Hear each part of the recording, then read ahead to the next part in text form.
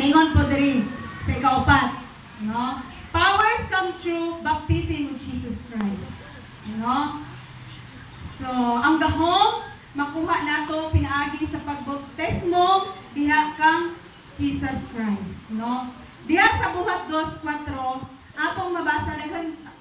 So, kamo man siguro halos nakabasa ni Ana, no, nga katong ang mga katauhan, no, sa Dios nga ilahang gipatipon, no, na usa ka na siya kapundok, silang tanan na puno sa Espiritu Santo o nagsulti og mga magkalain-lain nga mga pulong.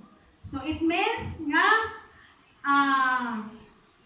baptism of Jesus Christ is pinaagi sa Espiritu Santo, no? Nga mo'y mogahom sa magag-usa nato sa tuwang kinabuhi, makahimo gayud kita sa milagro bisan pa sa ato ang mga pulong nga atong ginalitok.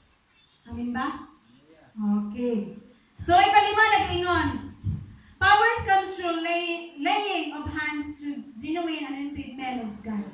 So nakapansin mo, once ganito mag-ampo, di ba mag-anak ta mag-raise na sa atong hands, no? Which is nga imo nga gitawag ang Holy Spirit, no? Kanang Holy Spirit mo na siya ang gahom gikan sa Dios. Wa pa nato na? No? Kana siya gahom na sa ato siya nga gi-invite, no? Ang gahom gikan sa Dios. Ningon dia sa buhat 19:5. Sa pagkadungog nila niini, gibunyagan sila sa ngalan ni Ginoong Hesus, sa dihang gipandungan sila ni Pablo sa iyang kamot may konsad kanila ang Espiritu Santo o misulti o magkalailahi nga mga pinulungan o nagwali usab sa pulong sa Dios.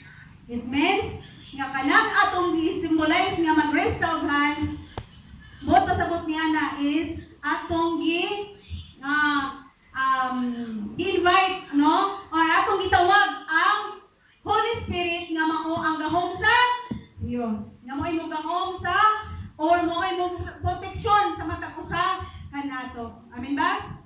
Mo ningon sa diri sa ikaunom. So di na nato tugayon, no? Unsa nang rasa, no?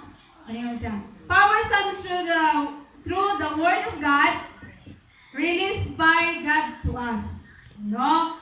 Kanang ang gahom nagikan sa pulong sa Dios. It means kani, no? Gahom nagikan sa Dios nga mauna ka mo kanang gi-release sa matag usa kanato sa atoang kinabuhi. No?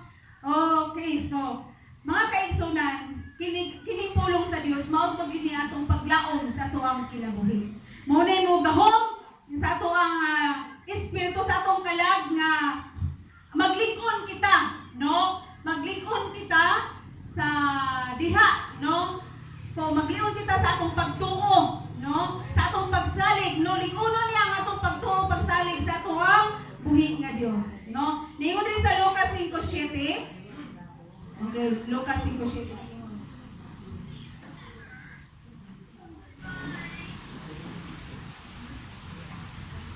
Usa ka adlaw niya na samtang nagtudlo si Jesus diha sa pila sa mga parisyo nga mga magtutudlo sa balaod nga naglingkod sa dool diha sa adunay gahom sa Ginoo sa pag-ayo sa mga masakiton. So, mo na mga kaigsunan nga ang pulong sa Dios maghatag gayon o milagro sa matag usa kanato sa atoang kinabuhi, no? So, kaya nga itong tema karon mga kaigsunan is nagaingon man, no? Nagaingon man diha nga 6 ways to receive the power of God. So diha sa papagunudlo sa itong buhi nga Dios, mga kaigsunan sa tuwang kinabuhi, pinaagi sa iyang mga pulong. Aduna gayud kita ang Dios gayud magauban kanato sa tuwang kinabuhi ug aduna gayud kita madawat nga gahom gikan sa Dios, no? Ug ningon po diha sa Roma 1:16, dili ko ikaulaw ang mayong balita kay kini mao ang gahom sa Dios aron sa pagluwas sa tanan nga motuo. So mga kaigsunan, ang pulong sa Dios dili gayud nato ni ikaulaw sa pagsangyaw or sa pamulong, no? Kung unsa man ang naisulat dinhi sa balaan nga kasulatan,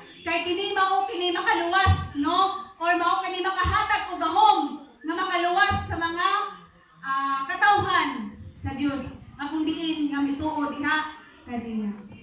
So mga kaigsunan sa ato ang Sunday school karon, manghinaot ko sa matag usa ka nato nga ang gahom sa Dios ato gayud ma-experience or ato gayud madawat sa ato ang kinabuhi. No? Dili bang gayud katiaw-tiawan kung unsa gayud ang gahom nga ipakita sa ato ang kinabuhi sa Dios sa ato ang kinabuhi. Wala na kasi napi bata ni ana na mga experience niya kanaang maamista ba? No? Uy, naani man ni tabong no? Dili ko to makana tanong. So it means gahom na gikan sa atong buhi nga Dios. So ang gahom nga gikan sa langitnon nga gahom, si dili gahom nga kanang gahom nga panang sa malabiha. No? Ang kinahanglan nga ang atong dawaton sa tuwang kinabuhi kanang gahom nga gikan sa Dios. Okay, so nangutan ako kaya sa nang orasan ron, hapit na alas 10. So sa sunod no, manghinaot ko, mao gani nga sunod manghinaot ko nga magsayuta og anhi kay aron nga ato pon madiscuss og insakto, madiscuss og tarong og mapasabot og insakto ang pulong sa Dios. Amen ba? Okay. So wala naman tayo lain siguro nga ikatampo no. Kay oras naman. So manghinaot ko mga kaigsunan nga ang gahom nga gikan sa Dios no ato kining makabot o ato kining mabatnan no o ma-experience gyud pod nato sa tuwang kinabuhi no dili lang kay once manggod nga dili gyud gayud kita tinud-anay o no makita ang atong kasing-kasing nga dili gyud tinud-anay diha sa tumuig nga Dios dili gyud ta makadawat o dili gyud nato makuha ang gahom nga gikan sa Dios no dili lamang kay ingon nga gidawat nato sa Ginoong Hesus naladayon imong gahom. No. So kung pasabot ni ana, makamot na imo kung unsa ka kung unsa ka nga pagkatao dinhi sa nga nagkinabuhi dinhi sa kalibutan. Amen ba? So inaana mga kaigsunan. So I hope mga kaigsunan nga sa tuang kinabuhi no nga maka-realize ta kung naaman tay mga sipyat no ma-realize nato nga kana siya dili gid nato ma-receive no kung magsigit ang ampo no nga tay gipangayo yawan nimo nadawat it means kulang pa gyud ang imuhang pagpangalagad no dili pa kumbaga dili pa gyud siya ingon nga kana ang luto na gid ka kayo no so gikinahanglan gid siya nga dili ka taphaw or dili gyud ingon nga tiaw-tiawan lang nimo kundi gyud nga hugot gyud nga pagpangalagad sa tumbing nga Dios aron nga ang iyang gahom imo gyud madawat o imo gayud na siya masinati pa sa imuhang kinabuhi nga bisan pa sa tanan nga mga pagsulay karon no kaning kalibutan nato no labi na kanang mulinog no matarantar dayon ta no pero once nga luto gyud ka kaayo or once nga duol gyud ka kaayo sa Dios dili gyud ka matarantar. Kay once gumubalik sa Ginoong Hesus, hindi kalipay na nimo. No? So dili na ta mahadlo. So manghinaot ko sa matag usa ka nato nga natay makutlo, no? Nga mahimong lig-on ang ato ang pagpangalagad sa tungbuig nga Dios. Nga bisan pa sa iyang pagbalik, mga kaigsunan dili ta magpanik. Amen ba? Ningon ang iya magpulong, no? Napasana ko din, nakalimot lang ko. Ang mga anak sa Dios, once mabalik na siya, dili na maurog. Kundi magakalipay na sila. Panahon sa iyang pagbalik nga, ngayon mag-ambahan, no? Mag-awitan, so malipay ta, no? Ang mga anak niya is malipay sa iyang pagbalik. So, maghinaot ko ang pulong sa Dios, maitisok ka na sa atuang kinabuhi, dili lang kay sa pagbasa, dili lang kay sa pagpaminaw. So, atong i-aplikar ang pulong sa Dios sa atong kasing-kasing sa atong munahuna bisan pa sa atong pagkinabuhi sa matag adlaw-adlaw na atong pagkinabuhi dinhi sa kalibutan ato gayon i-aplikar. So ang Ginoo magapanalangin ka natong tanan.